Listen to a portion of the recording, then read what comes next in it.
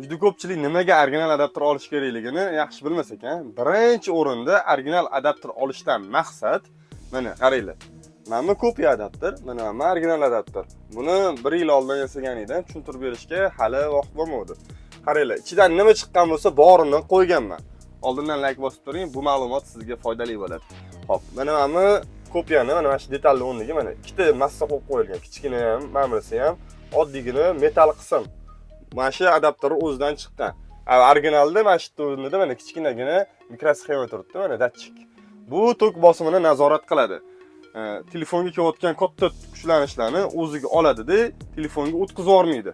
Bu yerda unaqa narsa yo'q. Bu to'g'ridan to'g'ri telefonga o'tkazib yoradi. Telefon razyomlari, gnezdolari, platalar kuyib qolishi mumkin. Bu $50 dan $200 atrofigacha bo'ladigan rasxod.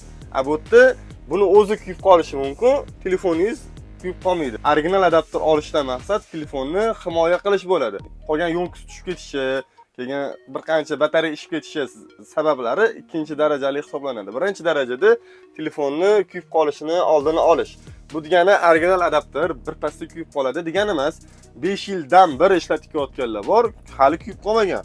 Bu adapter nima qilsangiz qiling, 1 oydan 1 yilgacha maksimum ishlashi mumkin. Endi agar undan ko'proq ishlayotgan bo'lsa, demak bu peshanangiz. Bu videoni iPhone ishlatadigan tanishingizga jo'natib, kommentariyada o'z fikringizni yozib qoldirish esdan chiqmasin.